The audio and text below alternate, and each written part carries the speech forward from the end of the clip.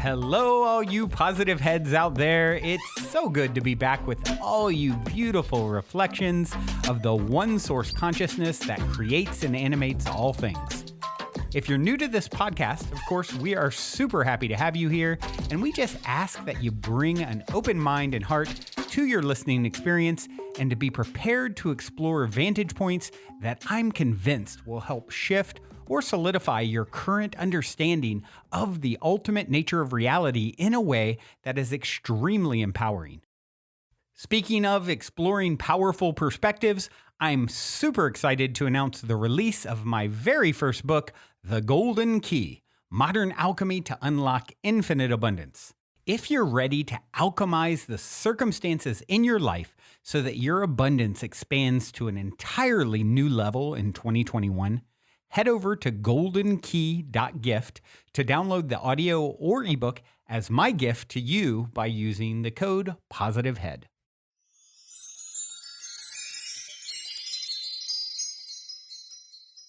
All right, all you positive heads. On this week's Soul Share episode, I'm very excited to have Michael Unbroken here with me on the show. Michael is a mentor, trauma coach, podcaster, and author who is dedicated to helping trauma survivors get unstuck so that they can learn to love themselves and ultimately heal. Hey there, Michael. Welcome to the show, my friend. Brandon, thank you so much for having me, man. I'm super excited to be here with you today.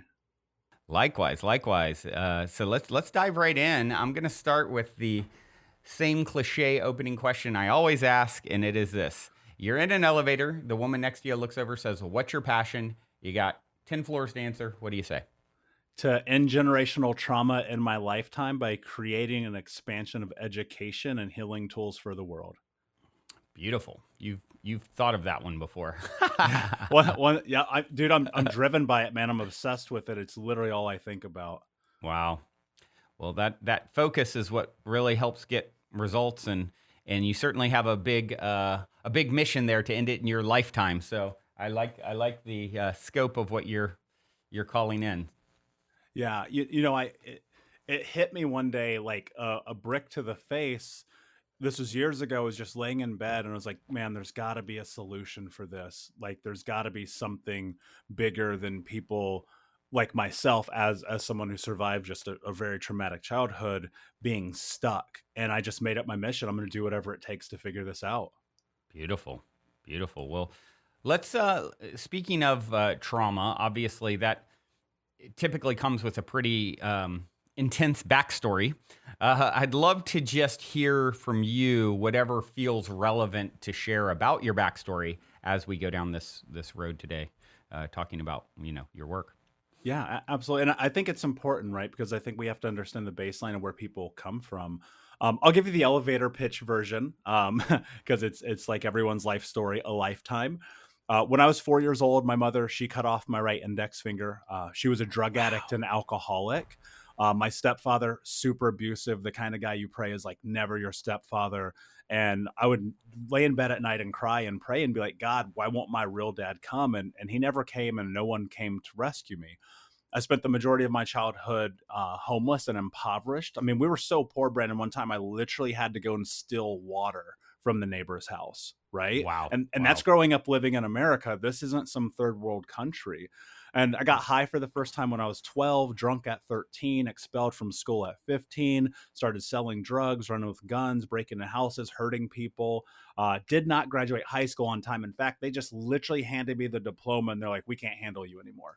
And by the time that I was 25, I was like, okay, there must be a solution for poverty. And I was thinking it's money, right? Growing up as a biracial kid and being raised in this environment where I saw both sides, like poverty in white communities, poverties in black communities. And it always felt like money was the issue. And so I chased money. I landed, but I wanted to do it legally because my best friends were getting arrested. My 3 childhood best friends have been murdered. My uncle was in prison for life. I'm one of the only people in my family to never go to jail.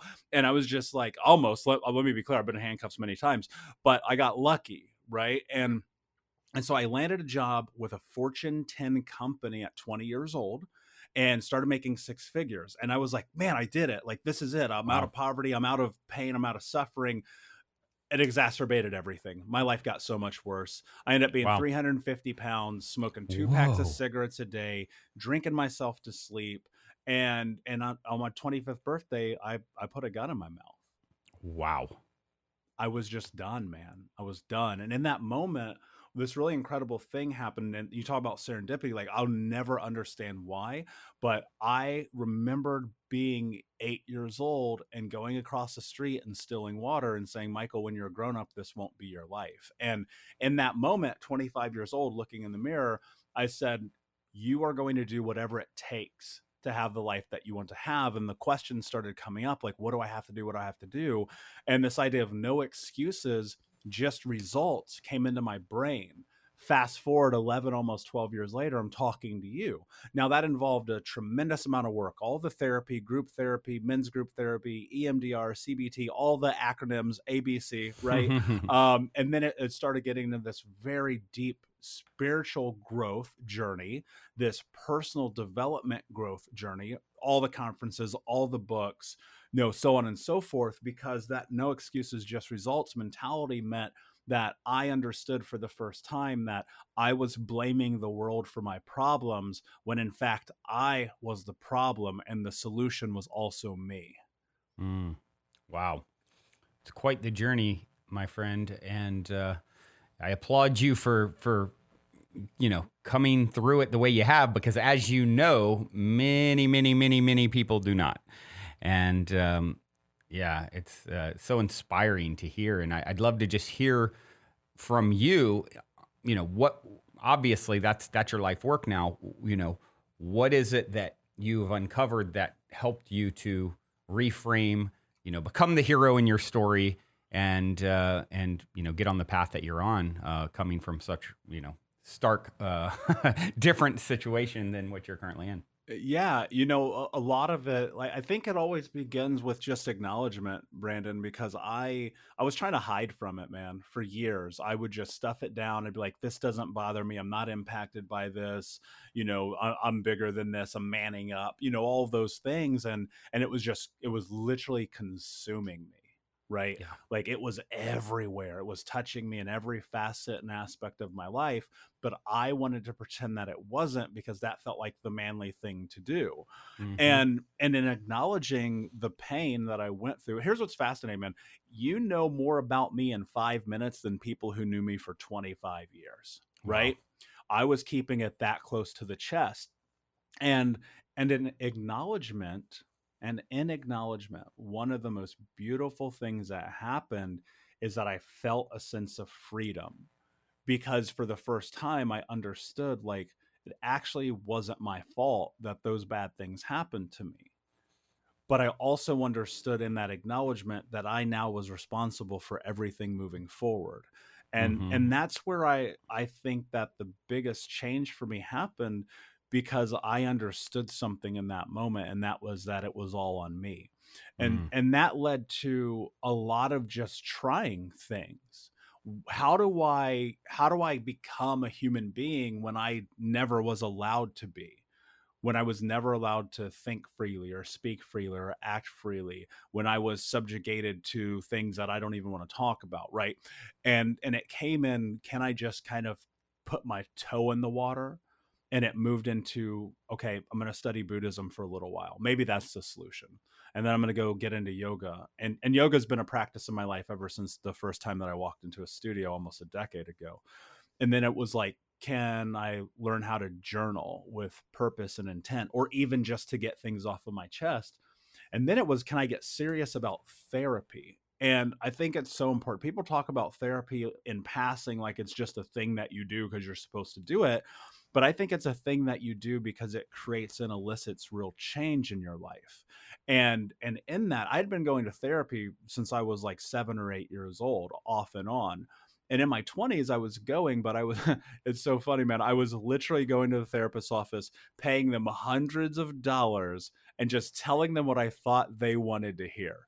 Talk about the definition of insanity, right? And and so one of the big things that I said to myself is that I'm going to be serious about therapy. I'm going to walk in this room. And it took a long time. And one of the things too is I had to get a different therapist because I realized the person I was working with was not suited to be the person to guide me on this journey.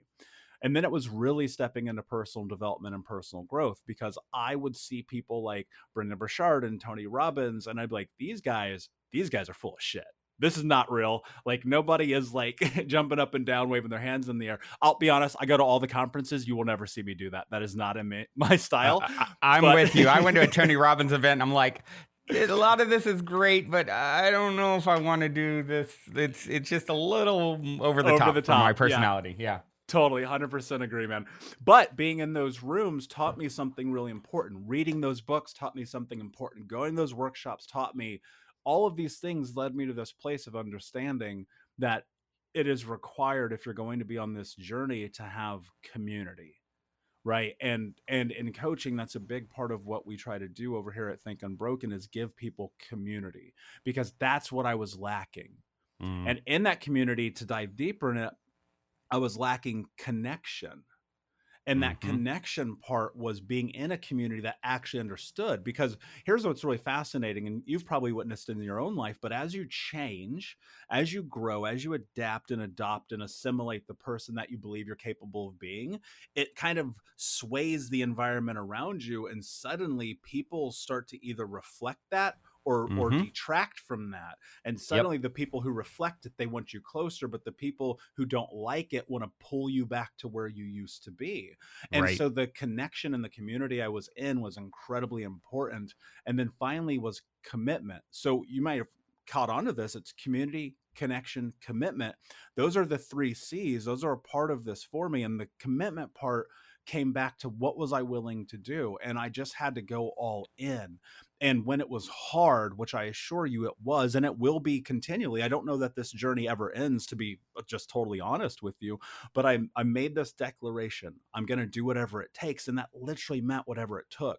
Tens of thousands of hours, all of the money that I've ever made. Like I stay poor because I'm always putting it back into this growth and development, right?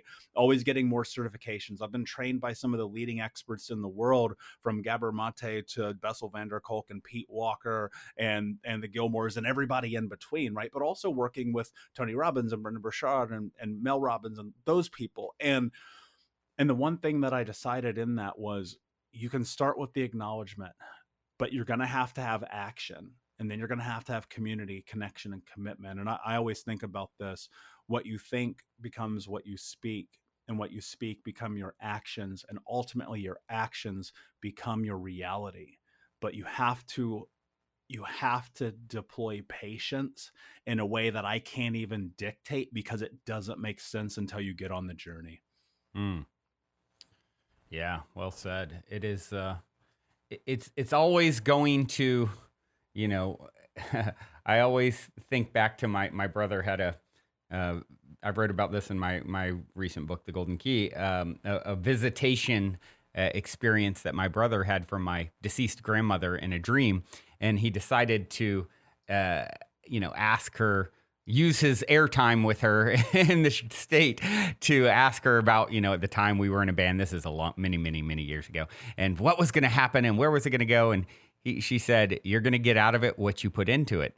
And it's always stuck with me. It just is that way in life. It's like what you're putting in is what's going to be reflected back out. And in your case, you're one of those people who's like, okay, I'm all in, and you really mean it when you say it. And so that really works to your advantage, right?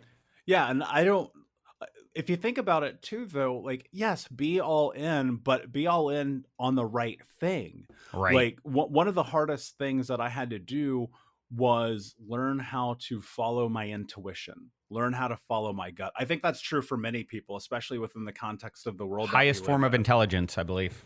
I agree. And it's terrifying, while simultaneously the most freeing thing that you will ever do, because then you're never in question about who you are. Now, that's not to say that you're not going to have an internal conflict in the back and forth of trying to delegate the understanding of who it is that you are against yourself. But within that, if you can try to honor that little gut sensation that you have about the direction that you should be going every day, the commitment part is so much easier because then you're never in question.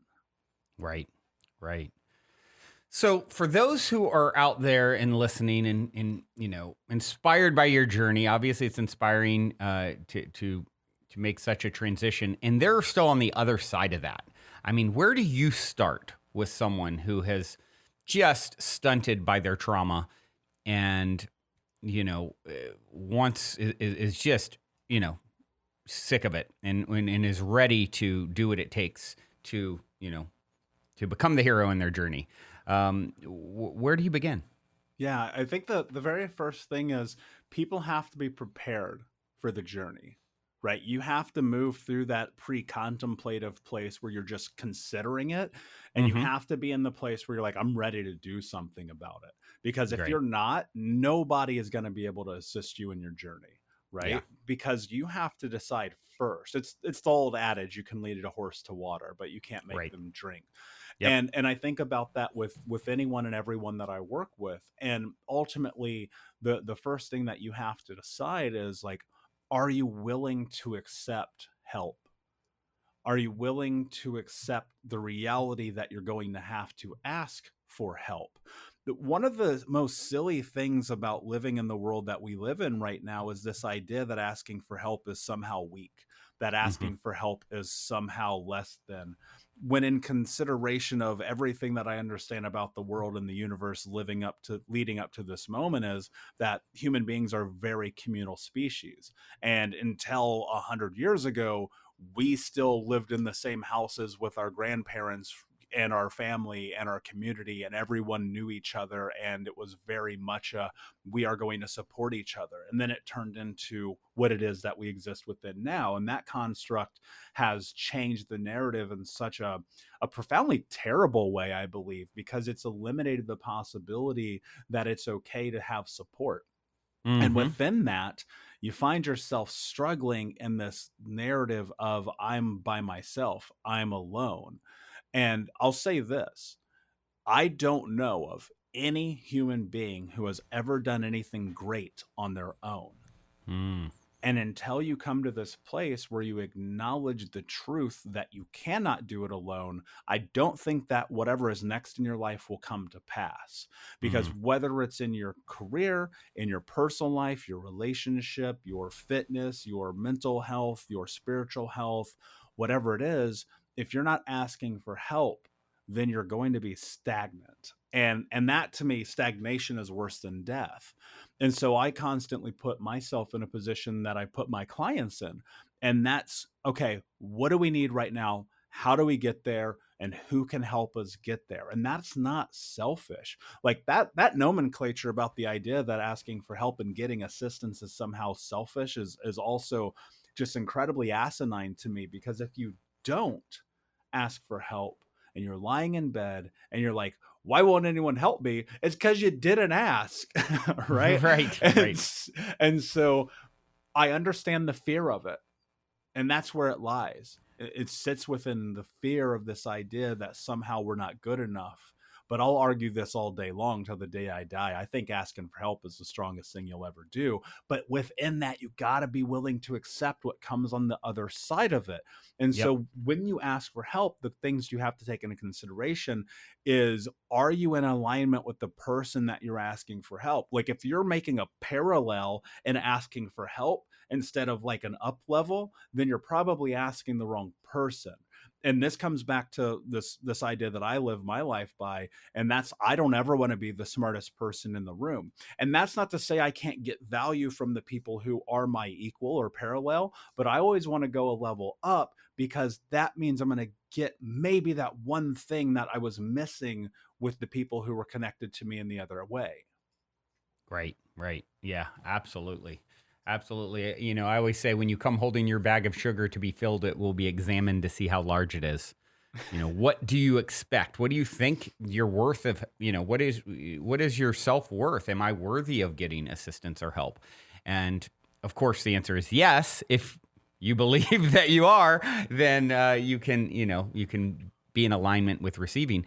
And so many of us, especially the type of person that will tune into this broadcast, so empathic and, loving despite any of their wounds and trauma.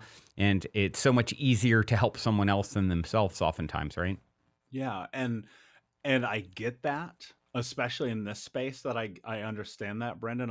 I've worked with thousands of people around the world. I've coached so many people, and I put myself first every single Mm-hmm. day. I take care of me before I take care of anyone else.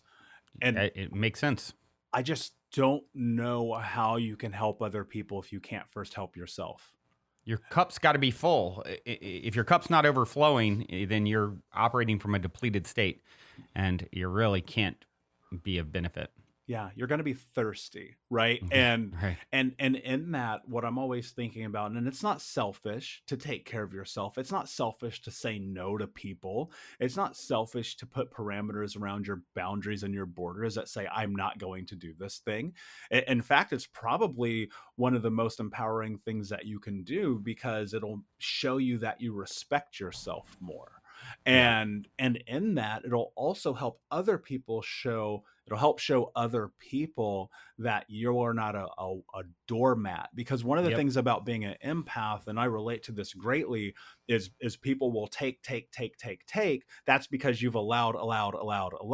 And so by putting yourself in this position of saying, I'm here to give, but I need to give to me first, you eliminate that dichotomy. And that creates this really empowering sense of self, because when you lead with you first, you can serve others better. And so every day, I ask myself, what do I need to do today to be successful? And it always starts with the same routine that I step into every day: water, stretching, meditation, yoga, journaling, moving my physical body, getting in a position where I can create energy and come and show up, not only for you today in this moment, but the clients that I will coach today, and the people I will speak with in the world today, and tomorrow and the next. But I cannot be of service to others if I'm not first in service to myself. Yeah. Yeah. Absolutely. In one of the things that I think is interesting to examine and explore further in this conversation is, you talked about, going and being willing to ask for help, but also this idea that, which I fully agree with, no one is going to save you ultimately. So perhaps you can dive a little into the difference between those two. Yeah, I one of the things that kind of makes me upset about growing up in impoverished environments with a limited fixed mindset is this idea that somehow we're owed something. Hmm. And I don't know where that came from. I don't know. I just only remember ever being in it. I don't Hmm. remember it ever not being there. The government owes me, the neighbor owes me, the school owes me, the community owes me. I'm sorry, nobody owes you anything. Hmm. And especially not your rescue. And you think about the potential that you have in life. If you're willing to acknowledge the fact that you're the one who has to create what's next in your life, and you remove this idea that somehow it's owed to you, what you are able to do becomes unlimited. Because Mm. within that context, what happens is you recognize that the perceived power that you didn't have is tied to whether or not someone else is going to give it to you. Yep. And that, like, that to me is mind blowing. I wish there was a way I could like bottle that and put it in a pill and give it to people to take, so that they could have that moment. I dare want to call it awakening. I feel like that would be the wrong words to use here, but it really truly is, because what happens is you let go of this idea that someone else is going to give it to you, because Right. they're not. And if you Right. think the government's going to save you, your spouse, your best friend, your boss, the people in your neighborhood, the church, the yoga class, nobody's coming to save you. And that's not because they don't love you. And that's not because they don't, the government probably doesn't love you, but it's not because they don't love you. And it's not because they don't care about you. And it's not because they don't want you to be successful. It's because they have their own life. They have their Hmm. own problems, their own situations they're navigating, their own things that require their energy. And so to give that to you would deplete them. Again, the cup mentality we're talking about right now. And when you let go of this concept and idea that somehow you're going to be fulfilled in what it is that you need in your life through a third party, what you start to understand is that the only way that it comes to pass, that your life becomes the life that you want to have, is through the actions that you take by putting yourself on a path with clarity and intention to create the framework of the life that you want to have. And in that, requires a tremendous amount of self work. Nobody is going to hand it to you. You've never, think about this, man. When you learned how to ride a bike, who was pedaling? Yeah. Good question. Right? And definitely me. Yeah, exactly. And so you think about this and people go, well, why don't you pedal the bike for me? That doesn't work. That doesn't work. I mean, unless you're on a tandem bike, that's another. Somebody right now is like, well, what about a tandem bike? We're not having that conversation. We understand. But the truth is, like, those are the moments within this concept of asking yourself that I need help. Can I go ask for it? That is exactly stepping into the power of becoming your own hero, because nobody can read your mind and no one's going to be like, hey, Brandon, it feels like you need some help. Let me give you the tools to life. That has never happened one time ever. And it's not going to happen. Right. And in that, what does happen, however, is that you get a step into the reality that you create. And the thing about this, I often think in some way, shape, or form, we live within the confines of the matrix. And what I mean by that is our ability to actually construct and create our lives all starts with what we think is capable. And then it requires a bit of action, and then it becomes reality. Again, what you think becomes what you speak becomes your action become your reality. There's been so many moments in my life where I have just written things down. I've buried it into my brain. I said, I'm going to make this thing happen.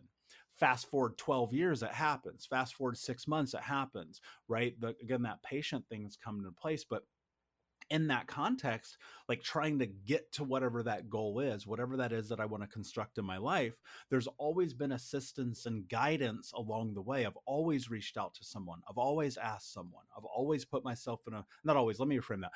For the last 12 years of my life, I've always put myself in a position of saying, can you help me? Will you assist me? I have a question. And in that, taking that guidance and then doing something with it. But no one ever said, hey, Michael, you want to write that book? Oh, great. I kind of knew you wanted to do that. Here's everything that you need to have, right? That's never happened. So this idea that you even deserve to be rescued must be removed from your vocabulary, from your dictionary, because until you remove that, I just don't know how you live. You know, it makes me think of something that I've said many times on the show over the years that's probably the most triggering or controversial statement, and that is that I believe there's never been a victim in all of eternity. And throughout all of human history, there's never been a single victim.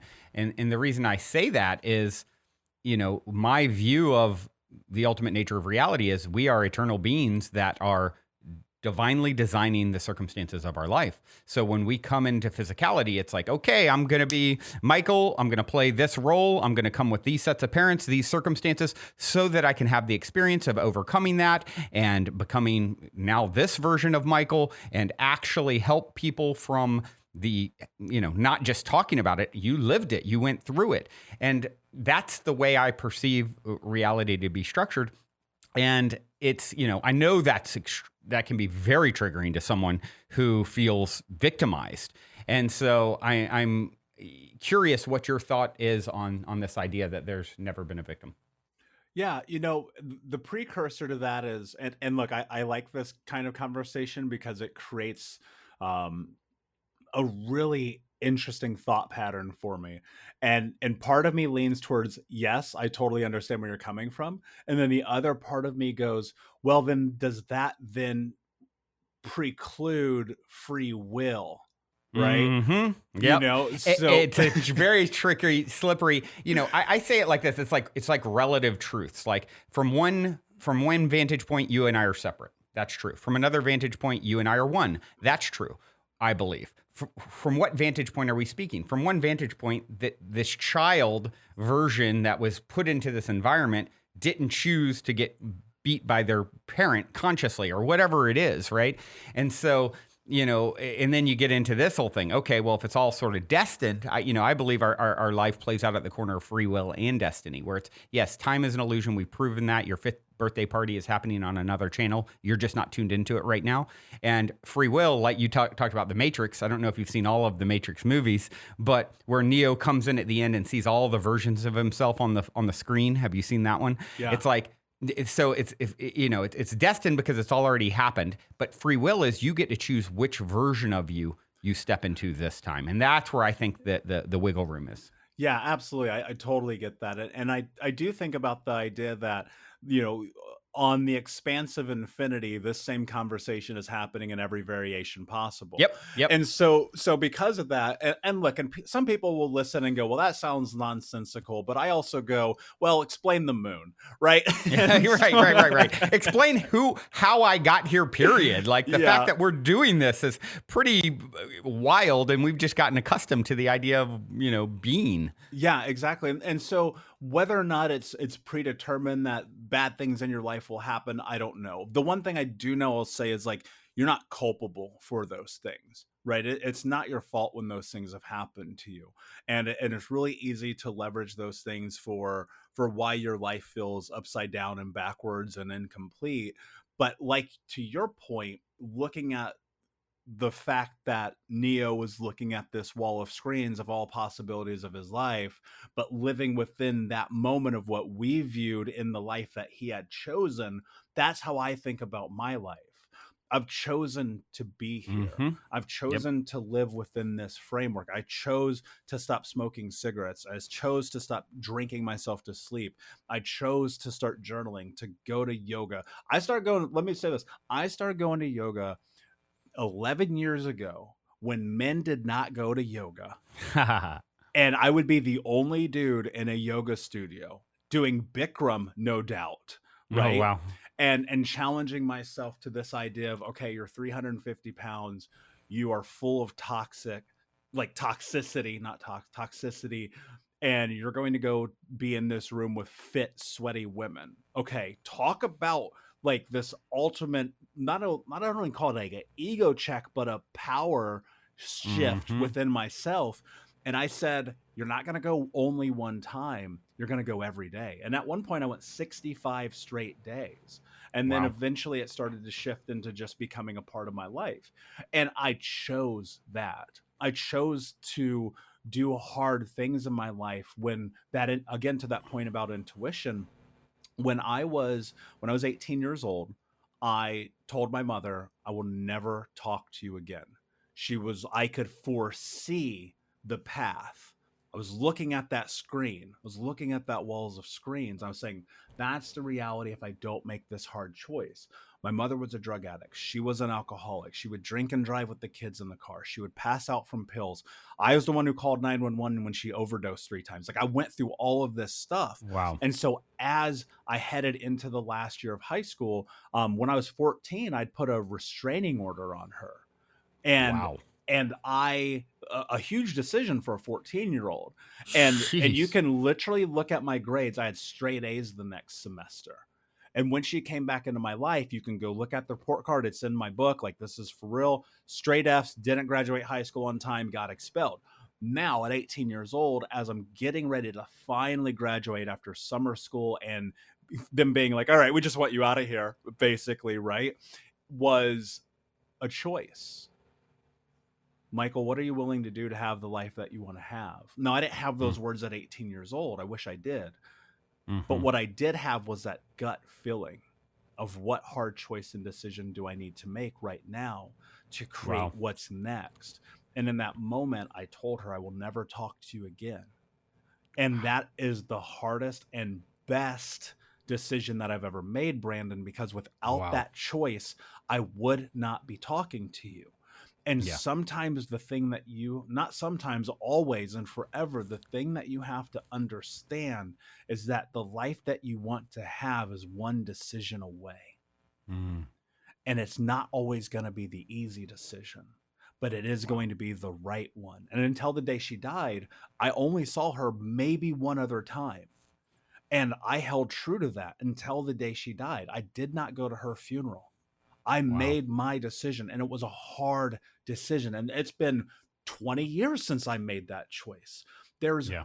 I followed my intuition, and my gut, my heart, my soul, the spirit, universe, God, whatever you want to call it, said, Michael, if you do not put yourself in this position of change, your life will be a disaster. And sure enough, like I think about that every day. And some of the people I work with, the person in their way isn't even them, it's their Mm. parents, Mm-hmm. right? And their relationship to those people, and their spouse who doesn't Yep. believe in them, and the Yep. boss who tells them that they suck every day. And we allow that to happen. Here's where I get canceled, Brandon, every single day. Let's share this here together. This is important. Where I get canceled every single day is in this concept of free will and choice, where I turn the mirror towards people and say, the reason your life is a disaster is because of you. Mm-hmm. And people don't want to hear that, because that means that they're responsible for the future. And Yep. that's terrifying. Yeah. But the truth is, you are responsible for Agreed. everything in your life. And the hardest decisions and choices that you make come within the framework of that responsibility. And without those choices and decisions, your life will not be different, and you will continue to blame. Thus, now coming full circle to what you said, being the victim. The only way you're a victim is if you allow yourself to Yep. be. That doesn't mean bad things didn't happen to you. Let's be very Yep. clear about this. Yep. I will never be dismissive of that. But if your Absolutely. life is a disaster, it is your fault, period. Because your life can change that fast. It requires decision. It requires action. It requires choice. It requires follow through and commitment and willingness to say that I am going to do this thing that's inside of me, even though it's terrifying, even though I don't know what's on the other side, even though people will judge me. Guess what? They're judging you anyway. And so within that, ask yourself this question: what are you willing to do to have the life that you want to have? For some of us, it's making an incredibly difficult decision. But when you look on that wall and you see all the variations on those televisions of the person that you could be, which one are you going to be? Because Yeah. that lives within the choices you make. Yeah. Before we continue on with today's episode, I'd like to take a moment to share an exciting new development in my world that can benefit those of you who are ready to get out there and travel. If you've been listening to this podcast for a while, at some point you have most likely heard me talk about my personal hero's journey tale regarding the Inc. fastest growing private travel company I co-founded that imploded back in 2015. Well, out of the ashes of that challenging lesson, my brother and I started a new travel company called Hello Vacay. And an exciting new chapter has just unfolded in my travel company saga as Hello Vacay recently secured a huge partnership with the world's largest online travel agency, Priceline. Essentially, due to our past success working with them all those years ago, they have agreed to give us access to their deeply discounted private wholesale booking rates. Our new site, hellovacay.com, is sort of like the Costco for hotel and alternate accommodations because it allows anyone to get access to these wholesale rates, which are up to 50% off the normal booking rates you'll find on all the other major online travel sites. The only caveat is that Priceline won't let us display these rates publicly because they are so much lower than even what you would see at Priceline.com. So to offer them, they insisted that we have a paid membership for people to get access to these much lower rates. And since I appreciate all of your ongoing support as I've continued to share the updates on my entrepreneurial journey over the years, I originally announced that we would give you all 50% off the normal membership fee of $79 a year. However, after talking to my brother more about it, I convinced him to give all of you 100% free access for the first year when you go to hellovacay.com and use the code PHFreeYear at checkout for the yearly plan. And be sure to choose the yearly plan, not monthly, when you're signing up to get the full free year access. Once you're a member, you'll see that the discounts vary from city to city and season to season. But if you're traveling with any regularity, your savings will easily add up to hundreds or even thousands of dollars a year. I personally saved over $200 in one weekend when I went to Seattle not too long ago. Also, I'm honestly not sure how long my brother will agree to allow me to run this free year offer. So if you plan to travel at all in the coming year, be sure to go to hellovacay.com, spelled HELLOVACAY.com, and use the code PHFreeYear to take advantage and get free access to wholesale travel booking rates. Journey well, everyone.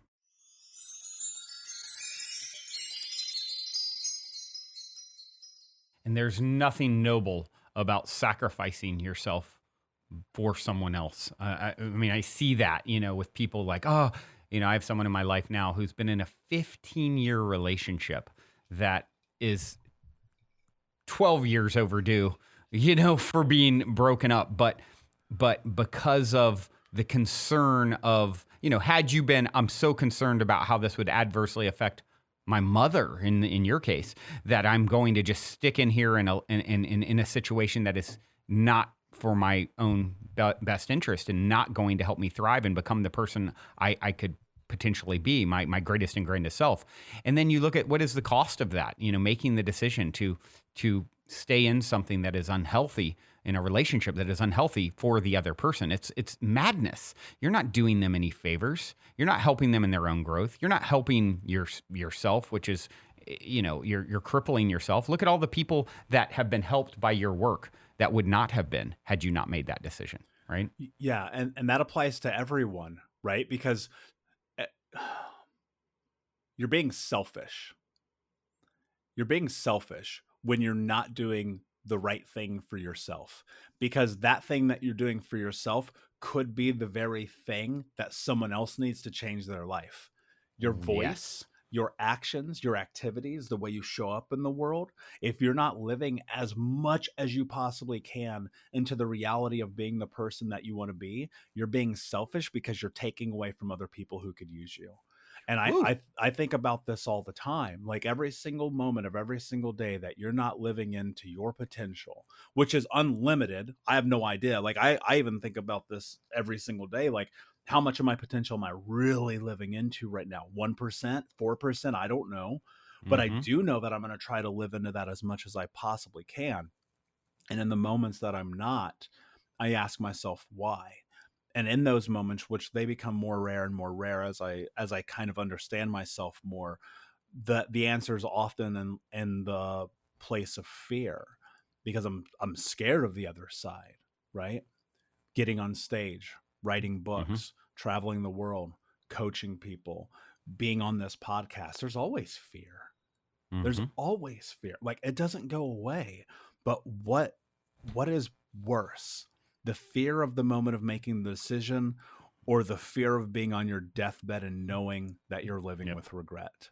Yep. And I don't know about you, man, but I don't want to die with regrets. Yeah.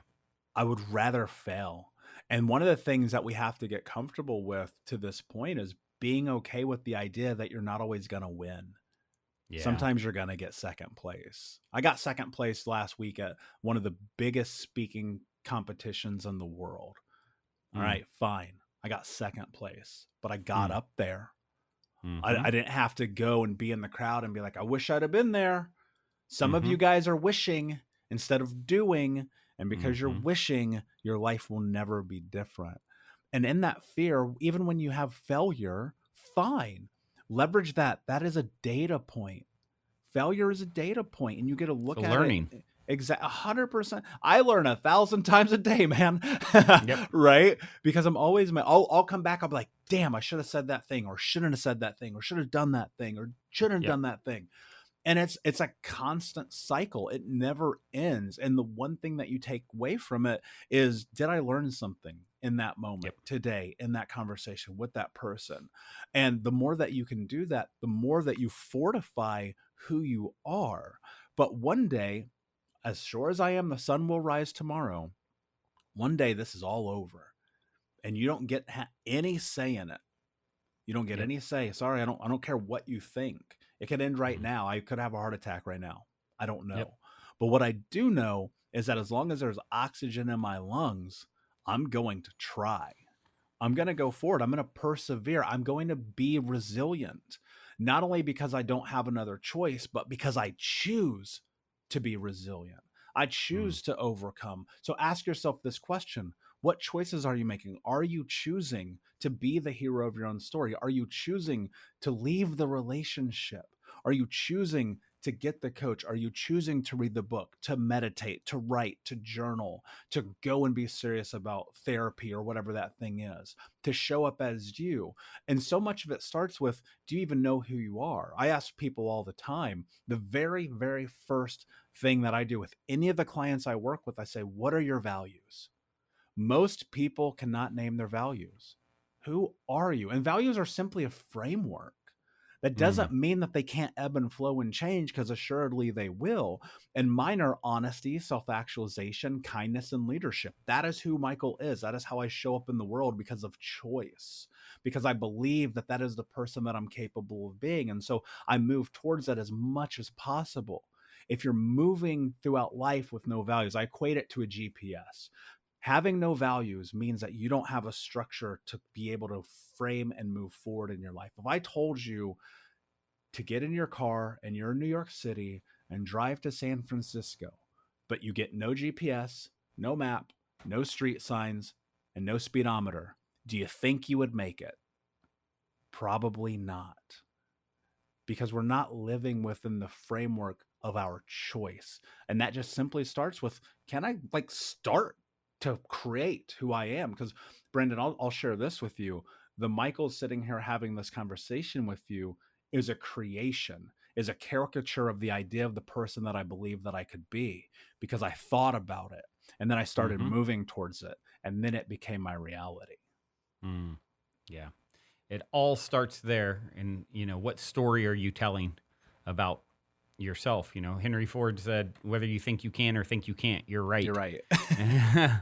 And I love that. And it's like, yeah, what story are you weaving around, your experiences? And it's everything. I often say the only thing I've been good at is telling good stories about myself and my challenges. And I truly believe challenges are blessings.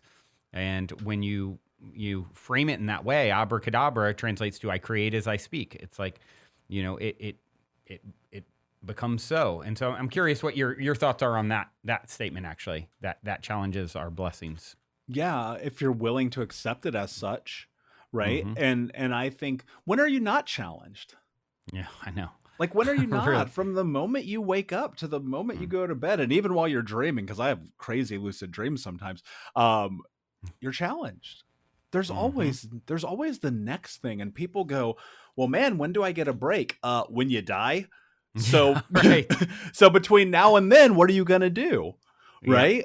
And Right. I think if you can embrace challenge, if you can embrace challenge and sit with it and go, "This will make me better," as opposed to, "This is in my way," right? Mm-hmm. Yep. Life becomes very, very different. People always say Very. life is against you. Well, I don't agree with that at all, because I'm a kid who was homeless and in poverty, who didn't have a dime to his name, who had to steal food and water to survive, who didn't graduate high school on time. I've written a #1 best-selling book. I've written 2 books now. A third one's on the way. I had straight F's in English. Go look at my report card. Most Voted most likely to fail in high school, right? They don't put that Wow. in the yearbook, but we know the truth. Yeah. I've lived in 12 different countries. I've spoken in 20. I've coached people around the world. I've been on the biggest stages in the world. I've been guided by the most incredible mentors in the world. I'm sitting here having this amazing conversation with you today. But it all started in a challenge. It all started 5 years ago, me sitting in my bedroom with my roommate, and just being like, I'm going to do something. I don't know what it is, but I'm going to do it. And then having this moment of, I'm going to create Think Unbroken. And then saying, you know what? Nobody knows who I am. Nobody and childhood trauma, especially, man, nobody wants to talk about this. This is the elephant in the room of mental health care in society right now. It guides so many people. 83% of human beings have had some type of traumatic childhood experience. And that forms and shapes us. And yet we don't want to talk about it. And so I knew that. And so I sat there in that moment and I said, what can I do to create change in the world? And if I told you all the challenges leading up to this moment, you probably would be like, why keep going? Right? Because that's what happens. We're faced with conflict and we often ebb towards quitting. But I asked myself, well, what happens if I keep going? And so when you face these challenges, as you will, because I just don't think you ever will not. Yep. What are you willing to do to have the life you want to have? Like, I just want to bury this question in your head because it will change your life if you really, truly sit with it. Because it's going to be hard decisions. It's going to be challenges. It's going to be choices. It's going to be clarity and vision. And it's going to be moving forward and taking the momentum of the reality of the life that you've created in this matrix and making it come to pass. Yeah, Abracadabra. Exactly. I often say smooth seas never made for a skilled sailor, and we all came to be skilled sailors. So what are we complaining about? Like, this is what we signed up for. Like, you wanted to, growth comes from the friction. They took a tree. I don't know if you've ever heard this. They took a tree and were testing growing trees in a perfect environment. And they'd get to a certain stage and they'd fall over. And they were puzzled by it at first. I mean, it had, it contained the perfect light and water and all these things. And what they realized was missing was wind. Wind causes it to sway, the bark to grow as a protective covering. It needed that sort of challenging force in order for it to be what it could be. Otherwise, it just crumbled. And so, to me, once you realize that and you can put that, as the foundational understanding of the way your life is structured, these things it doesn't mean you're not hurt or tired or need rest and, have those moments of feeling down. Of course you will. But understanding that, okay, every moment's another chance to turn it all around, get right back up. And, like the Chinese proverb, you fall down 7 times, stand up 8. That's it. Just keep whatever you do, going through hell, keep going. And your life is definitely a testament to that. And I'm so inspired by it. As we kind of wind down here, I would love to ask you, switch gears just a little bit. And I always like to ask a story of synchronicity or serendipity or a positive paranormal story, and wondering if you have something like that up your sleeve. Yeah, absolutely. It's so funny. I think about how small the world is every single day, and a couple come to mind. But most recently, since we're talking about the subject of help, I think this one makes the most sense. Recently, so I'm an entrepreneur, probably first and foremost, probably over anything. I've been an entrepreneur since I was 8 years old, when I was knocking on doors selling Boy Scout popcorn, because you used to be able to go knock on people's candy bars. doors. Yeah, you could never do that in 2021. It's insane. I would literally be out at night at like 8 o'clock in the pitch black in Indianapolis, knocking on doors like, do you want to buy this? Right? They would ask me like, oh, these candy bars are for your baseball team. I'd be like, no, they're for me. Yeah, I love it. Same, man. That's funny. And so by nature, I've always been an entrepreneur. But 4 months ago, I'm in Miami at this thing called the 10X Growth Con, and it's a marketing, entrepreneur conference. And this guy's up on stage and he's talking about anyone who signs up for this program will get an opportunity to come and be on this stage next year. And, he goes, 4 years ago, I was where you were. And I go, yeah, okay, heard that a million times. Right. You always hear that sales pitch. And so we go to this lunch break and I'm standing up and I'm talking to the gentleman behind me. I turn around and I say, hey, I'm Michael. How are you? What's your name? He goes, my name's Russ, blah, blah, blah, blah. He and I have back and forth. And at the end of that, Brandon, something made me go, you know what, Russ, you and I are supposed to know each other. I don't know why, but we are. Well, fast forward a couple of weeks, I get in this program and there is an opportunity to go and speak on this stage for a $10,000 investment into my business from this guy called Grant Cardone. And turns out that he's only done this once before, and it was last year. And the guy who had won was the guy, Russ, that I happened to turn around and say hello to. Wow. And so I said to myself, Michael, what do you do in moments like this? well, I don't know how to win this, but what I do know is how to ask for help. And so I picked up the phone and I called him and he helped me. And sure enough, I won. I beat 10,000 people to win Wow. that speech off. And it all started with a hello. But Mhm. serendipity, here's what you have to understand. Opportunity is always a hello away, but serendipity will lead you to that moment. The universe, God, spirit will lead you to that moment. You have to be willing to say hello. Mm. Yeah, love that. Absolutely. Follow that, follow that inner guidance is really what you're doing, right? And not being scared to be wrong or foolish or, like you said earlier, people are going to judge you anyway. Yeah. You might as well go for it. So, Yeah. love that Absolutely. story. Well, this has been amazing, my friend. I know many of the people out there listening are very inspired and would love to, of course, continue to follow your work and connect with you. What's the best way to do that? Yeah, so I'm at Michael Unbroken everywhere. And Brandon, I'd like to do something special for your audience and give them all a copy of my book for a digital download for free. It Excellent. was the number one best-selling book. You can just go to traumahealingbook.com. You can download the digital copy for free, because my goal is to create an expansion of education through ending generational trauma.